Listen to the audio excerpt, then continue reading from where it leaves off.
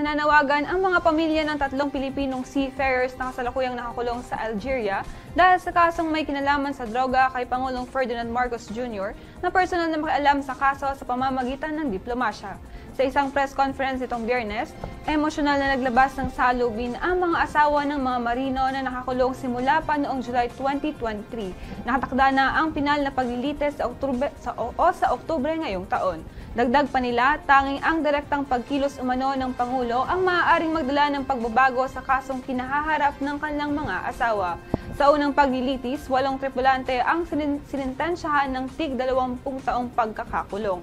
Sa pag-apila ng kaso, 5 sa kanila ang napawalang sala at nakabalik sa Pilipinas.